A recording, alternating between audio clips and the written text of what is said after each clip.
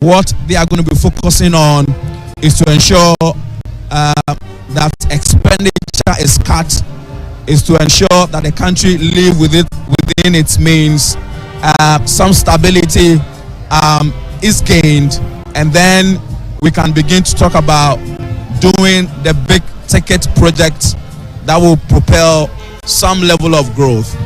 The president will also give us updates in the health sector. He has said that we will need some 1.7 billion Ghana cedis to complete Agenda 111 project. Not too long ago, a senior official in the actual MPP administration has also come to say that we actually need 1.4 billion Ghana cedis and not 1.7 billion Ghana cedis. Whatever the situation may be, the president will be telling us what his position is on the Agenda 111 project, what the approach will be in terms of whether the country continues those projects or not, and how that is going to be done. The president very much likely is going to be giving us updates on the state of Ghana's energy sector. The country has been going through some disruptions in electricity supply, especially because the West African gas pipeline is undergoing some routine maintenance. He'll be telling us exactly what the situation is. Even before he was sworn in, he has said that the debt in the energy sector was around $2.5 billion. We see what the strategies will be in taking care of the energy sector debt and also ensuring that there is some growth in that sector, and then we begin to see some new projects in the energy sector. My colleague Augustus Akwe, he's our parliamentary correspondent. He understands the nuances and the procedures of Parliament. So let's get to understand what's going to be happening this morning. Augustus, good morning. So the president is going to come at 10 a.m. What are the processes leading to his appearance and the delivery of the state of the economy? All right, so as is customary, the president gets here, takes the national salutes. He will be received by the speaker. The speaker will first walk in, and then he will introduce Parliament with the prayers and all that.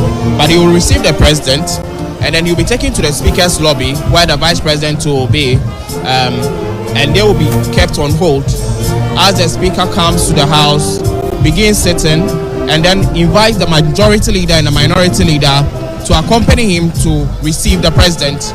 And then the president is ushered in, heralded by the state sword. A police official will carry the state sword, and then the president ushers in, and then the speaker will introduce the president that is here to, in fulfillment of the constitution, to present the State of the Nation address. Then the address is he invites the president to come and deliver the address. So ostensibly that is it. After that, there will be brief comments from the leadership of the majority and the minority, and then most probably the House will take an adjournment. And now what the president is coming to do is in fulfillment of the constitution at the start of the presidency, and then at the exit of the president, but annually too, he will be coming to do this. Now, I remember on the 5th of January 2017, when President Mahama made his last State of the Nation address as an exiting president, and he likened the presidency to a relay race and talked about how President Rawlings had started off with the economic recovery program. J.A. Kufuor came to continue, Professor John Evans Atta-Mills, and then him, and then also noted how project that he had even initiated would commence under the presidency of Ronaldo Dankwa Akufo-Addo. I'm not expecting anything different.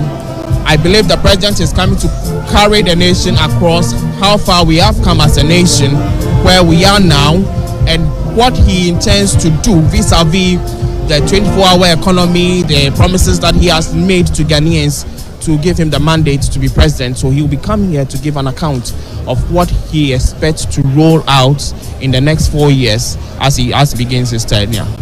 So for me, this will be a manifesto of a sort, given the fact that he's been in office only for 2 months plus, and so he's not going to be telling us what has happened, but he will be telling us what he inherited and what he will be doing. So for me, this State of the Nation address should be the real State of the Nation address. I mean, we've been saying that much of the time the politicians use State of the Nation address to tell us what they want to tell us, not what really the situation is on the ground. No, but in this instance, he and the NDC party gave a manifesto of what they intend to do for the country if they are given the power. Now he has come into office. He has seen what is available and what he can use to fulfill those promises. And so I believe that the president will now come and give us a very realistic picture as to whether the promises that he even made on the campaign platform will be feasible for him to carry throughout the 4 years based on what is available to him, the resources, the human capital available to him and all that. So I believe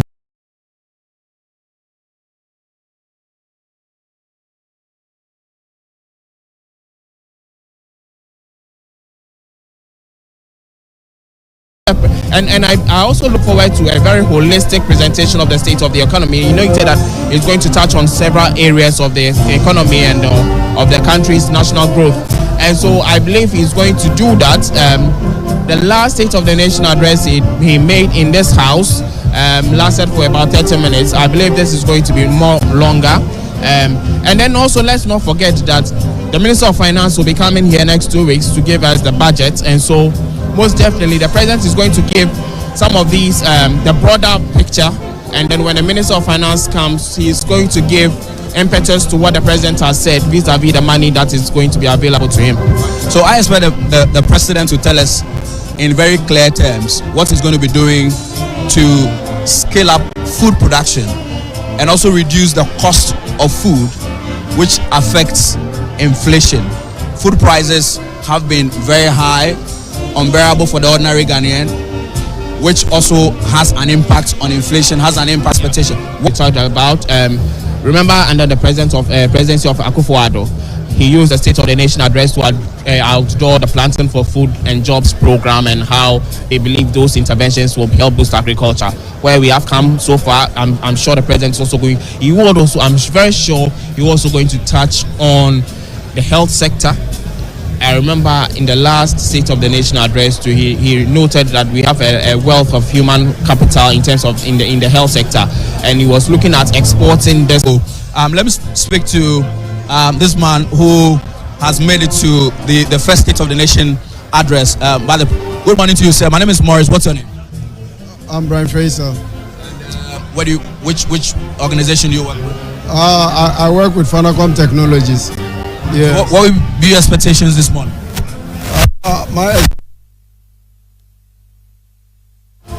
A change, and I think that change has really come. And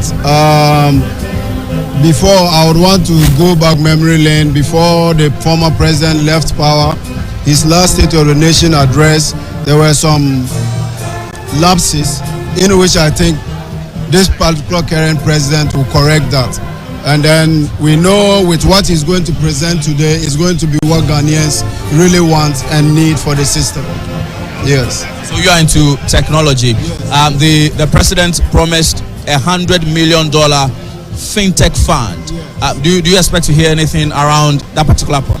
Oh yes, because leveraging technology in our modern economy, I think would strive, because the world, technology really runs the world currently, and coming with that concept is going to be something that is going to generate a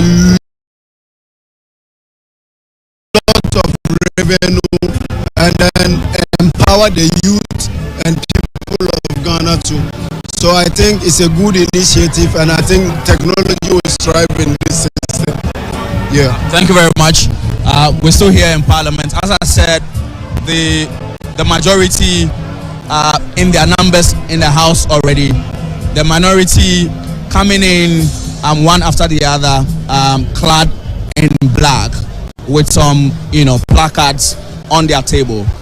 We wait to see exactly what they're going to be doing in the House. But there are still many more people who have come to listen for themselves the first State of the Nation address. So we would like to engage some more. Good morning to you, sir. My name is Maurice. I'm with Ghana Television. Good morning. What will be your expectations this morning? No comment. You do not expect anything from the president? A lot, but not now. So just state one expectation. The economy, the CD. So they expect that something good will come out to stabilize the CD for business to grow. So I guess you're a business person. Medical. So we are still here in Parliament. Let me speak to this gentleman. Good morning to you, sir. What's your name and what will be your expectations from the president this morning? Good morning. My name is Paul. I've traveled all the way from Wale to come and see and listen to the message of hope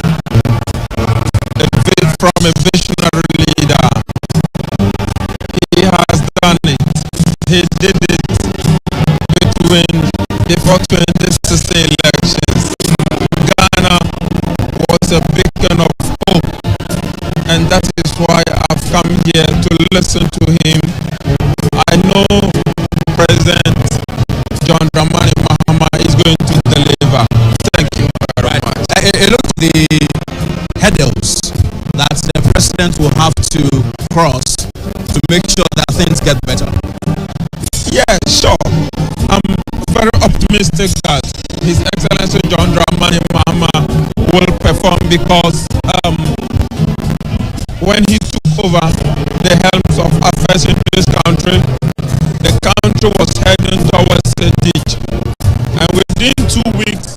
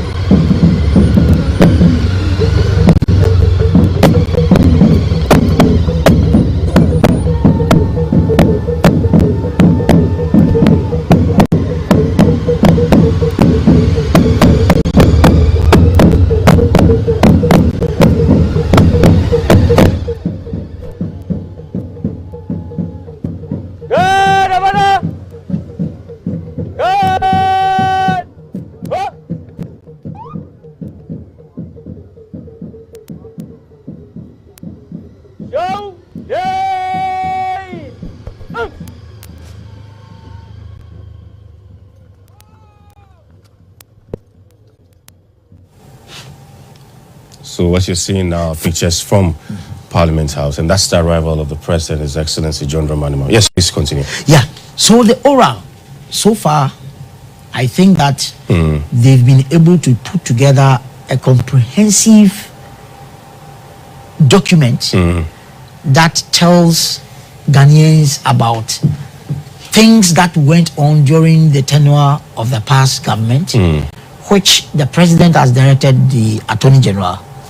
So now we are back into Parliament House now. That's the Speaker, well dressed, like one of the traditional leaders representing the Volta region, in his underneath white with a beautiful kente, obviously with those Ghana colors, red, gold and green.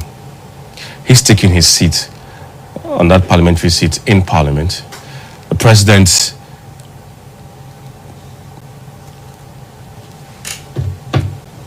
and by his side is the Vice President.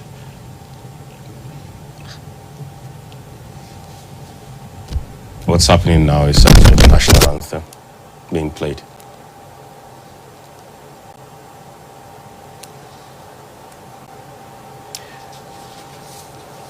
And for our listeners on radio, the President is in his usual fugu, the smock.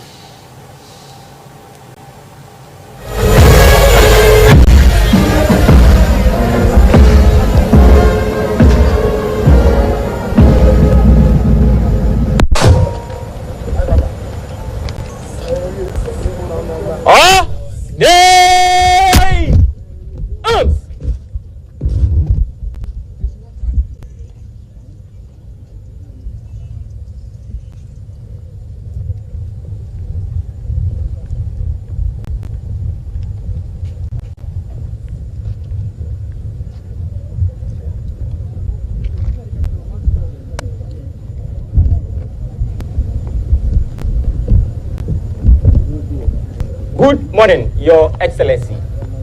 State of the Nation's address, Guard of Honor formed up. Guard mounted by the Ghana Navy. 3 officers, 96 rank and file, with the Ghana Navy Regimental Band in attendance, ready for your inspection. Naval Lieutenant Seshi Apeji Agbozo reporting. I, Your Excellency.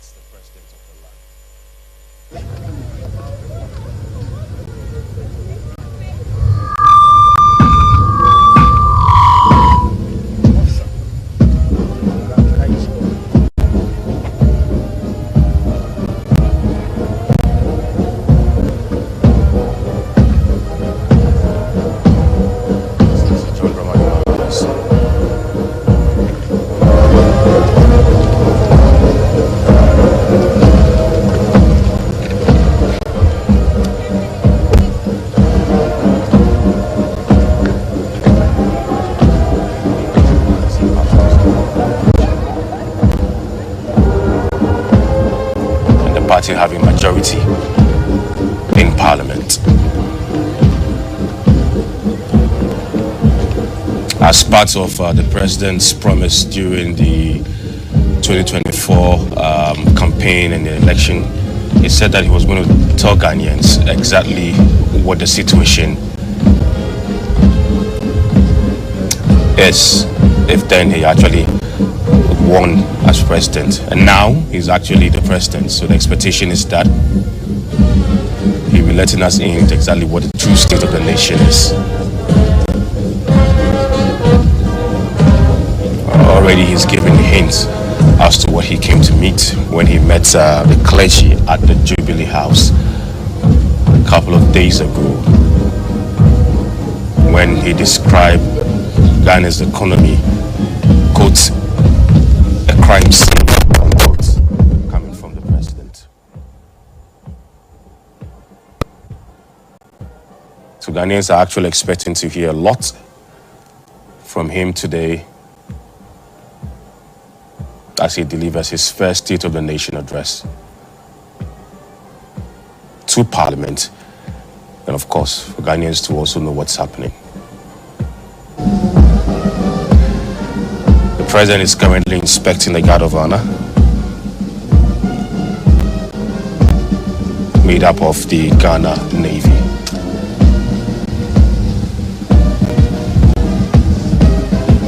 After which we ushered into the building itself, that's the Parliament building itself, welcomed by the Speaker, the Majority Leader, and then the Minority Leader.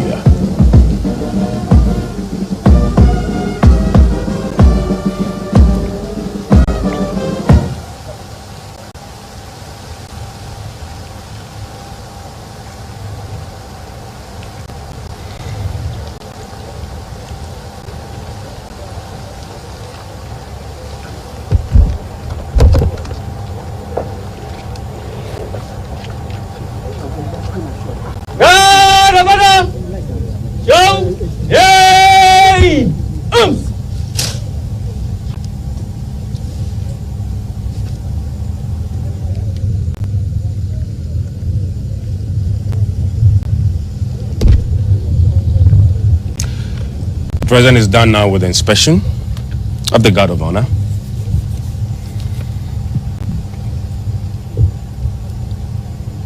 Your Excellency, inspection over. May I have your permission to march up the guards? I, Your Excellency.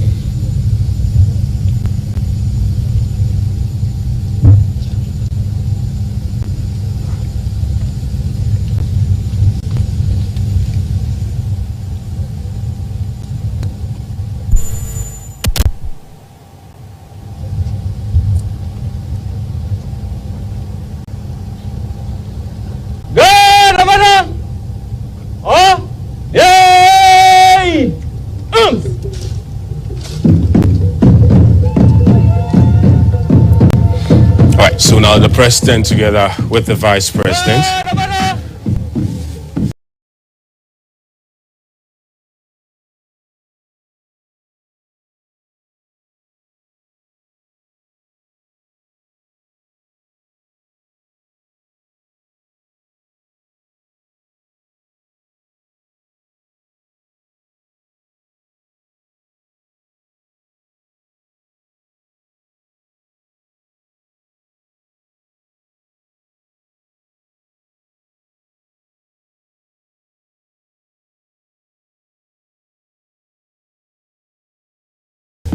I'm moving now.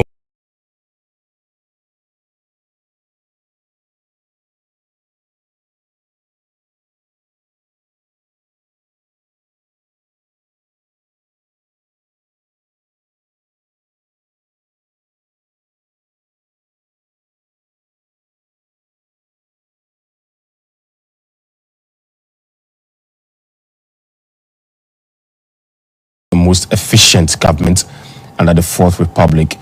In his first 90 days in office, we've seen the leanness, but the efficient will be if and when they start working. We'll see how efficient, how that leanness government is going to be.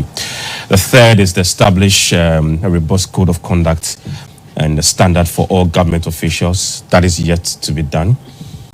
Hold a national economic dialogue to discuss the true state of the economy and prepare a homegrown fiscal consolidation program to guide the budget. And that's going to happen within the first week of March. Yes, I think on the 3rd and 4th of March. What you're seeing now is the Chamber of Parliament. And those you're seeing in white, that happens to be the majority side. And the other side that's closer to the camera from where you're watching on your television is the minority side, and they are in black. To continue, and you realize that the public gallery is also full. Lots of invited guests also at the public gallery that's made up of the media men too. to continue with the 120-day social contract. The fifth one says that within the president's first 90 days in office will scrap the following taxes to alleviate hardship and ease the cost of doing business, which is the e-levy, the COVID levy, the 10% levy on bet winnings, and then the emission levy. This is expected to actually happen during the first budget presentation.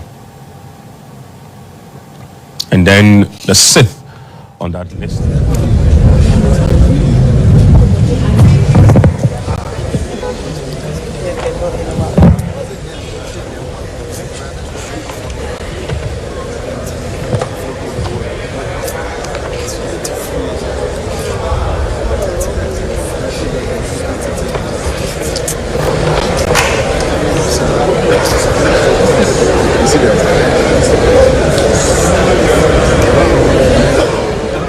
Stepping out to welcome the president and the vice president.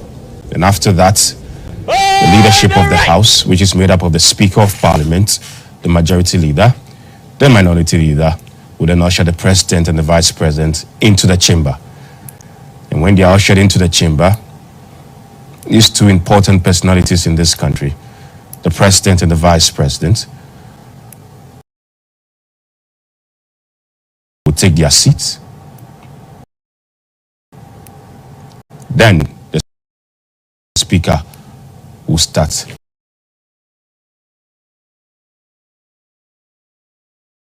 the entire proceedings in Parliament. So the pictures you're seeing now, these are pictures from the Chamber of Parliament itself. To your left, what you're seeing on your screen to your left is the majority side in white. And then to your right is the minority side in black. If you believe in the meaning of colors, I believe that the white represents something and the black also represents something. So they've actually communicated enough to us with these colors we are seeing this morning on the floor of Parliament, coming from the majority side. Speaker, together with the majority leader and the minority leader, are going to actually welcome the president and the vice president into the chamber itself. And that's what we're all waiting. And whilst we wait for that to happen and for them to actually get into the chamber, we'll continue with the president's first 120-day social contract. The sixth one talks about within the first 90 days in office, review taxes and levies on vehicles and equipment imported into the country for industrial and agricultural purposes. The seventh one commends the drafting needed legal amendments and prepare for the implementing of the 24-hour economy policy under the office of the president. That's one thing that a lot of people actually will be expecting the president to touch on, because it happens to be during the NDC's campaign towards the 2024 general election, a key decider, and happens to be a major policy that was rolled out by the NDC, then in opposition, now in government. So a lot of people are actually expecting how this is going to be rolled out. Let's also not forget that the whole secretariat has been put in place to see to the execution of this particular key policy headed by Guzi Tano, the veteran politician, if I put him as such. All right. And then 8 on that list is to establish an accelerated export development council to promote exports as part of a broader strategy for economic transformation. That's yet to happen because we are still within the 120 days. He said he would chair. He would chair, yeah. And also to put together a national consultative conference on education to build consensus on needed improvements to the sector. That's actually happening. It was launched in Ho a couple of weeks ago. And there have been very interesting sessions so far. Some of these sessions chaired by the minister, and the minister himself has been part of some of these sessions too. You should see him engage students on various committee levels to get the understanding of how best they want education to be handled, especially the funding aspect. And one key thing that has gone on in those sessions has got to do with the funding of the free senior high school, whether government should take sole responsibility when it comes to funding, or parents are to play any role at all in it. So far, from the PTA and from other conversations that's gone on within the forum, it looks like the PTA would like to play a role in there to help government.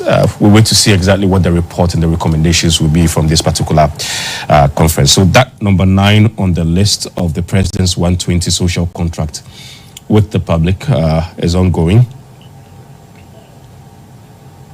And then the third one, they have to implement the no academic fee policy for all first-year students in public tertiary institutions. That's universities, college of education, nursing training institutions, among others. You are coming from a private university.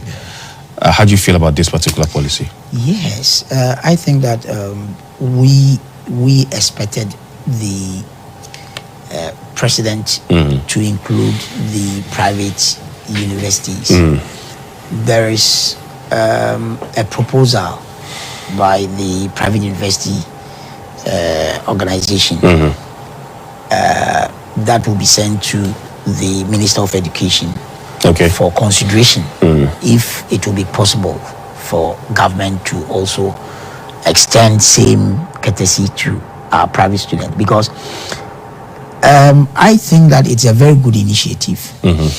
But if the policy makers, those initiators of that policy, had look at the overall enrollment figure every year, both the private and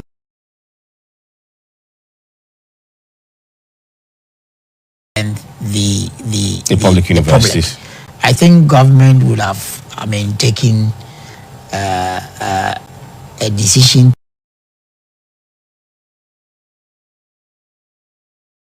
to include the private. You think they didn't look at that? Well, probably budget constraints would have also be a factor. Because if you look at our national debt, and that is why sometimes I become a bit worried when it comes to these taxes that we are going to take off, the betting tax and other taxes. Why do you get worried? Well, let's look at what the alternative will be, because we run an economy with deficit all the time, right? And the country is under the IMF program. Yes. And so that's the former first lady, Nana Kunerajuman-Rawlings. You're also seeing the former president, His Excellency John Ejiokum Kufuor there, also present. So those are other dignitaries also present in Parliament. Yes, Doc, you can continue. You said if you look at our economy, we run at the deficit and all that. We are, the president has tasked the Minister for Finance, Dr. Ato Forsen, and his team started the process of going to negotiate with the IMF on all the other conditionalities and stuff to see how they can help the new government. But I think, the scrapping of those taxes is non-negotiable. Because, the interesting thing about our president is that he's been president before. So he has those experiences. And he actually knows exactly what the situation is. So with that experience and with that history, I believe that informed his decision to remove those taxes. Coming back to tell us that I didn't know what the situation was, his image, because he's been there before. So expectation is that in making certain promises, those promises are very much informed based on history. So I think that the scrapping of those taxes is just non-negotiable. Exactly. I'm just expressing my but that's fair enough. Yes, that's fair enough. Yes. As you rightly said, I don't think that he would take those decisions without taking a whole lot of factors into consideration. Because unfortunately for us, the decisions also taken by the U.S. President Donald Trump, in terms of cutting those aid, unfortunately, he's not been lucky on that front. I mean, the president has not been lucky on that front because the USA it supports a lot of health projects in this country. Absolutely. So if those funds are not going to come, obviously, we're going to have some gap there. But he's also directed the finance minister to look at the gap, and see how best that gap can be filled, because filled. that's going to be a huge one. Yeah, a lot of health projects, a lot of health projects, a lot of sanitation projects, a lot of environmental projects are being sponsored by this USAID program. But unfortunately, if it's not going to come, that's a but problem one there. thing we need to do as a country, not only Ghana, yes, or I will say all African countries, you know, a continent blessed with, I mean, huge natural resources, and the way we negotiate with our developmental partners when it comes to our national resources, I think that it will be a game changer. Because if our annual budget is supported by sometimes aid and grants, and now the US president's position is this, we should look at it from a different perspective. How is this going to change even some of the thinking of the governments, right? So that we can go out there and do proper negotiations with our national resources in order to fill in the gap. Okay. So I think it will also help. Right. If you're just joining us, this is GBC News. This is Unique FM.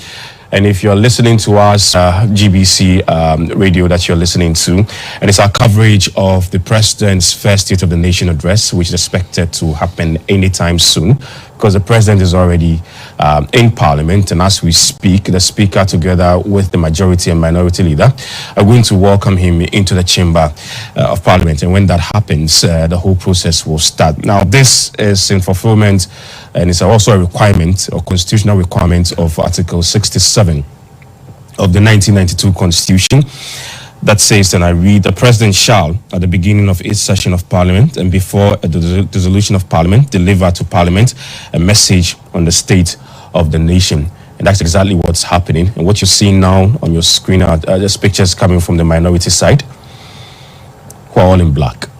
I can see Dr. Kabiru there. I can see Jerry, the Deputy Chief Whip, also there. That's Shamima, who is the Deputy Spokesperson to the President, who is also present in Parliament.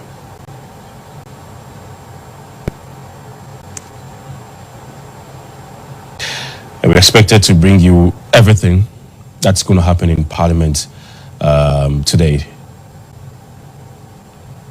I have my guest in the studio, Dr. Karl Mark Ahin. He's a governance and policy analyst. He's also a lecturer at the Political Science Department of CAF University. And we're talking about some of the things to expect from the president. Look, we're talking about those taxes and how we need to take care of ourselves so that those aids that we might not be getting will not affect us that much. So that's the health minister. That's also the foreign affairs minister, who's also there. As the Attorney General, you're seeing there.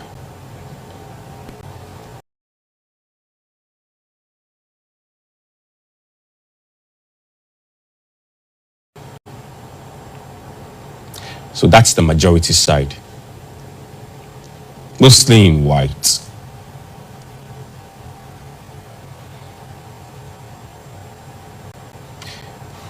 And the leadership of the majority side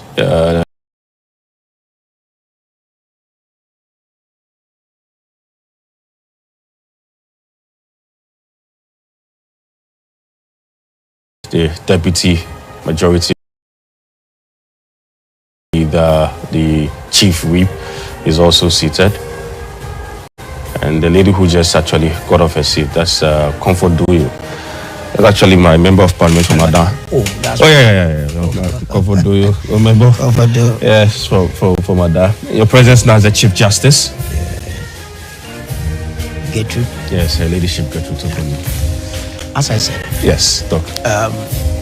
One thing I expect from this government is what I didn't see in the previous government. Which was? And that was a government that will be demonstrating to Ghanaians what responsible spending of our national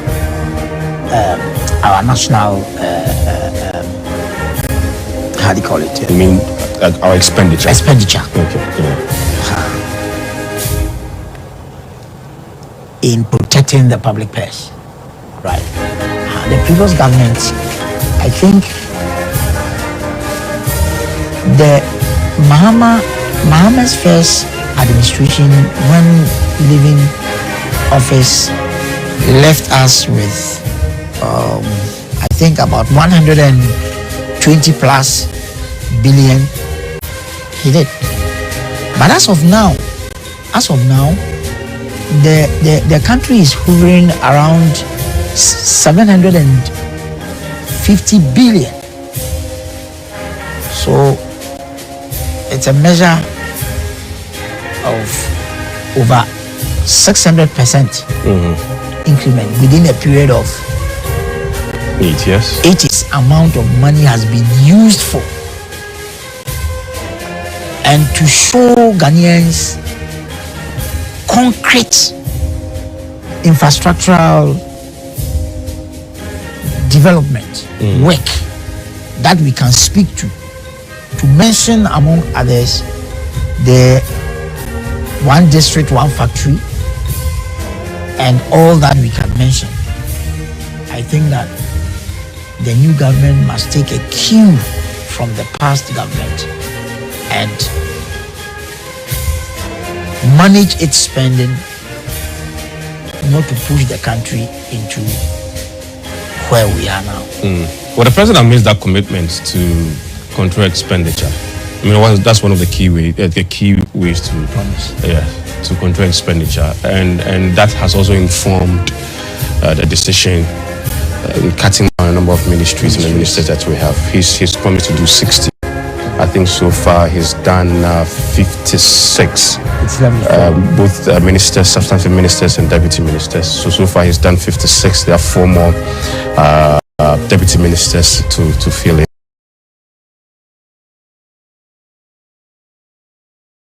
And then when that is done, it's going to be 60. As to whether that will be efficient, we wait to see, because it's the performance and the outcome. That's what's going to determine how efficient that will be. So we wait to see how. But the 60 obviously is going to cut down cost from somewhere around 85 in the previous government to 60. Well, that was the beginning. Before they left, it was just around 85. We are assessing the government within the 8 years period. That's fair enough, though, within the 8 years period. But the 8 years period did not have the same figure throughout. Exactly. So we are working with the latter. Exactly. So that's how come they're working with the latter. So at least talking about difference of 25 ministers. So at least that's going to cut down some expenditure. I am of the view that going forward, not only in Ghana, but I think we should be able to look at why do we as a nation over 30 million have 60 ministers when you go to the developed world like Germany, you go to the developed world like US, even China with over 1.3 billion population. But they don't have the same problems like. They don't have the problems. We don't have the same problems. Yeah. So usually the dynamics there are different. We have the technocrats. The dynamics there are different. So that's the chief of staff. Of course, that's also the first lady there. Yes. So I believe that, as I was very happy when I heard some of the political parties during the campaign come up, especially even the MPP came up to say that by His Excellency, our former Vice President, Dr. Mahama, saying that he was going to work with only 50 ministers. And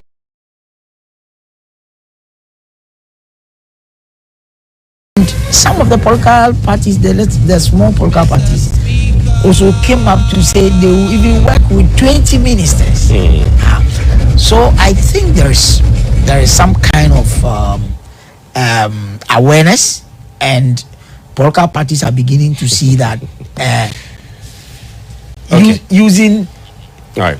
So the president is now entering the chamber of parliament. Of course, you have ahead of him, in front of him, the minority leader, the majority leader, the speaker.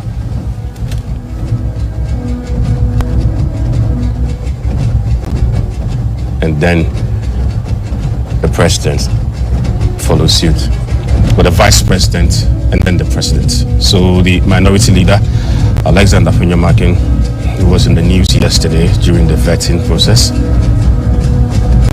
Then the majority leader, Mahama Yariga. Then the speaker, Alban Babin. Then the vice president, Professor Jenano Pukwajiman. And then the president. Their seats now.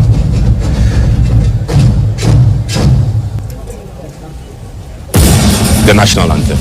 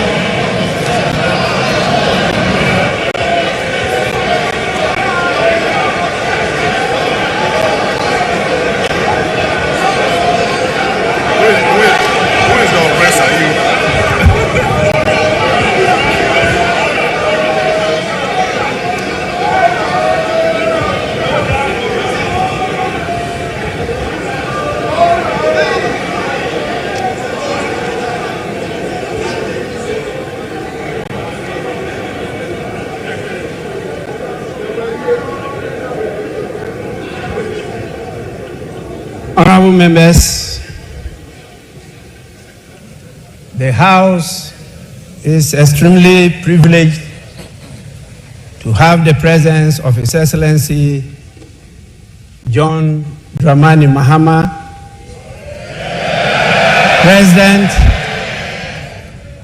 President of the Republic of Ghana and Commander-in-Chief of the Ghana Armed Forces in this August chamber. His Excellency the President is here in accordance with Article 67 of the Constitution of the Republic of Ghana to deliver a message on the state of the nation to this Honorable House. On behalf of leadership and honorable members, it is my privilege and singular honor to welcome His Excellency the President of the Republic to this August House. Honorable members, before I invite His Excellency the President to deliver a message on the state of the nation, I shall recognize the presence in this chamber of the following distinguished personalities.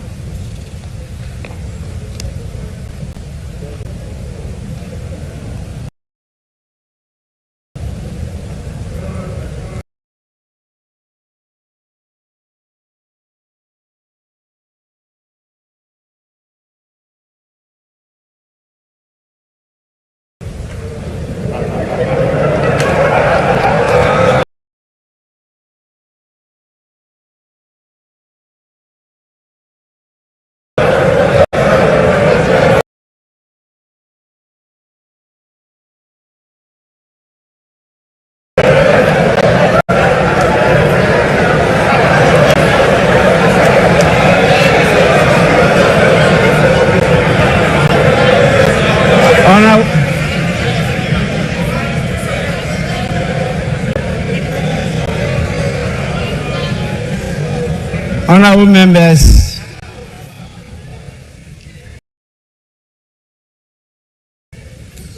we have to prepare for all eventualities.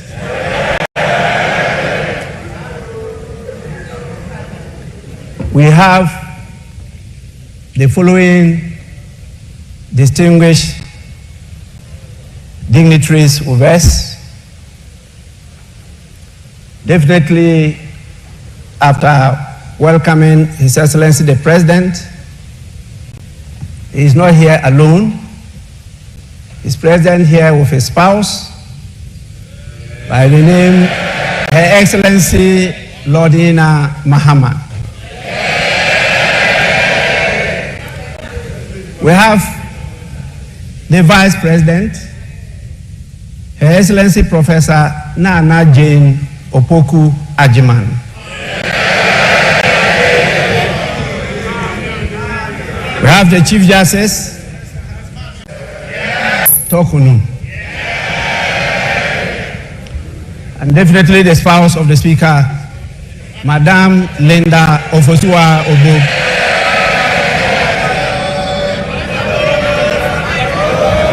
We have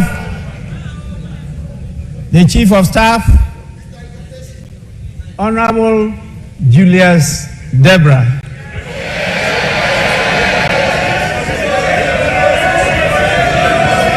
And we have a number of our Lordship, the Justices of the Superior Court of Judicature with us here.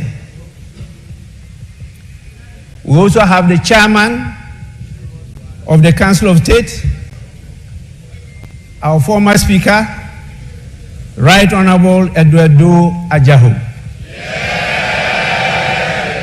And we have the former President, always present, His Excellency John Ajekum Kufuor.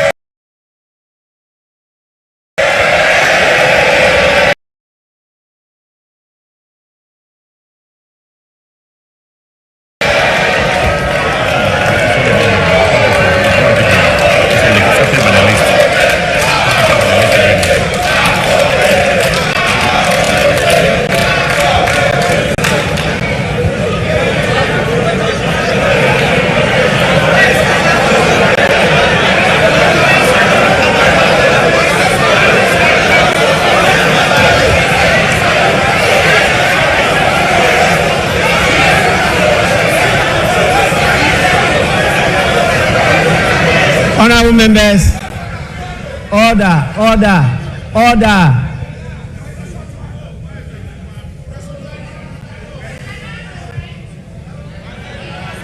Honorable members, please, we are recognizing those present.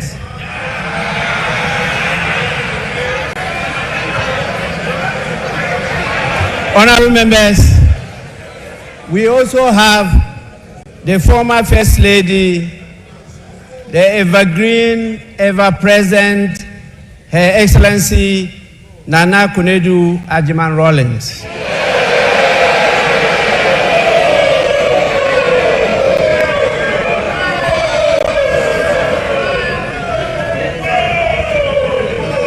We have with us the National Chairman of the National Democratic Congress,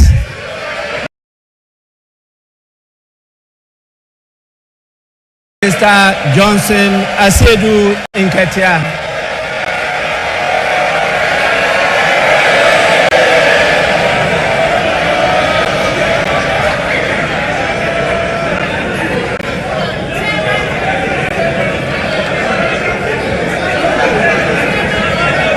We also have the National Chairman of the new Patriotic Party, Mr. Stephen Ayensu Intim.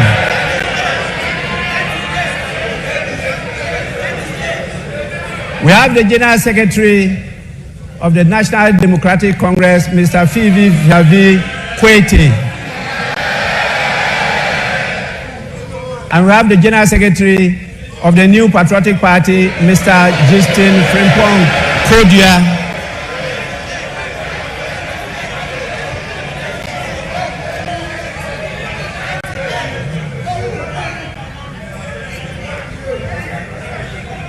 We have, as usual,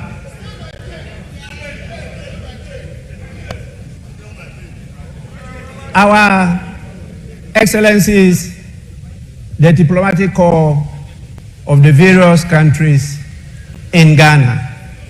You can see, as usual, they have come in their numbers. We are extremely grateful for your presence.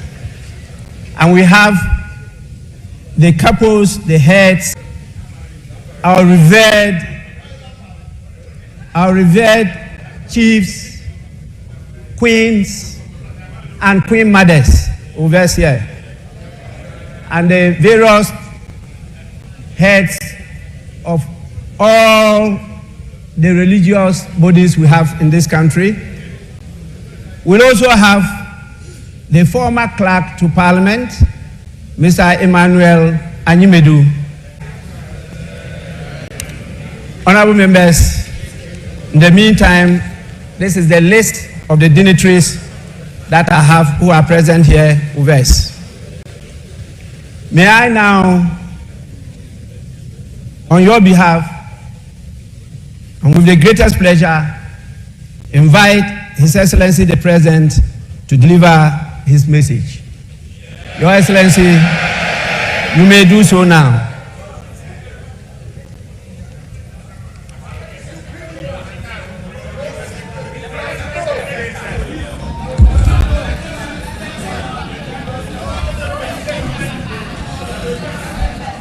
Thank you very much, the Right Honorable Speaker, Your Excellency the Vice President, Your Excellency the spouse of the President, Your Ladyship the Chief Justice, our Honorable Members of Parliament, of our security services, Your Excellencies, members of the Diplomatic Corps, our revered Nime Name, chiefs, traditional rulers, religious leaders, the national chairman of political parties and executives, the good people of Ghana, I wish you a very good morning.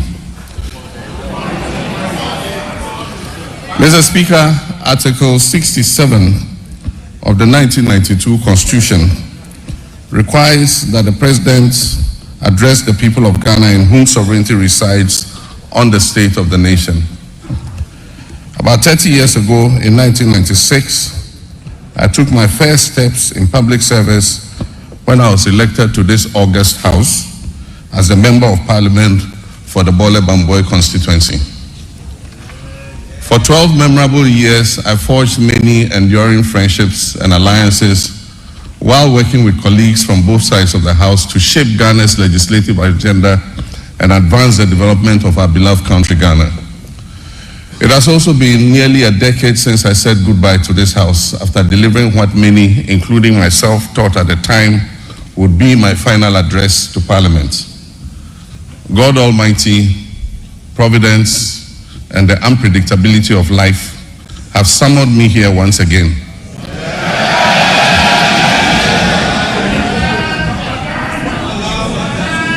On the back of a historic electoral mandate from the people of Ghana to deliver a message on the state of the nation. That mandate came with an unprecedented majority in Parliament. And here I am once again to deliver a message on the state of the nation. Mr. Speaker, I wish to convey my heartfelt gratitude to Parliament for the prompt vetting and approval of my nominees for ministerial positions. This efficiency is unmatched in the history of the Fourth Republic, demonstrating the strides we can make when we come together in our dedication to serve the people of our great country. I believe that a similar dispatch will be applied to the approval process for my deputy ministerial nominees. This will enable them to promptly assume office and assist their ministers in delivering our noble vision of resetting our dear nation. In making the nominations and considering the numbers involved, I considered the long expressed sentiment of the Ghanaian people about the sheer size of previous administrations and their associated cost implications. I trust that this significant reduction to 60 ministers and deputy ministers, including regional ministers, will set the stage for further reductions in the size of future governments. With the inauguration of the Council of State, we can begin to what existed under previous administrations. All this is aimed at leading by example in cutting down government expenditure and reducing the budget deficit. Let me begin, Mr. Speaker, by invoking the timeless words of the hymnist John Oatman Jr., who encourages us to count our blessings and name them one by one.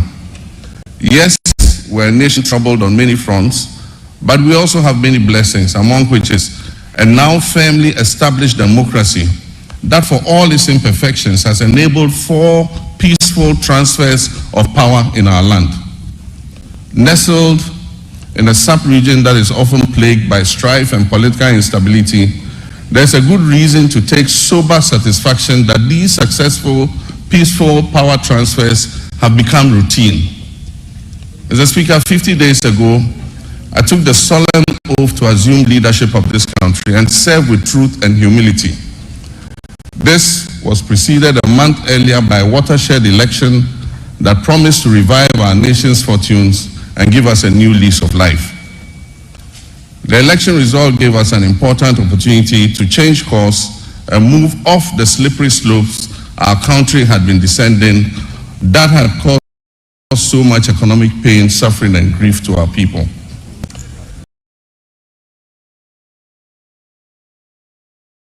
In their collective wisdom and with resounding clarity, the Ghanaian people chose to chart a new path to reset the country's economy. And through their votes, they made it clear that they will henceforth demand the highest standards of governance from those they put in positions of leadership. The good people of Ghana elected me to office with a historic electoral margin of nearly 1.7 million votes.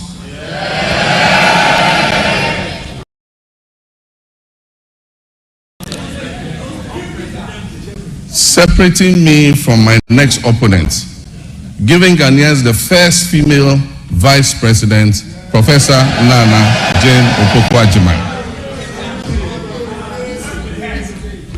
For the National Democratic Congress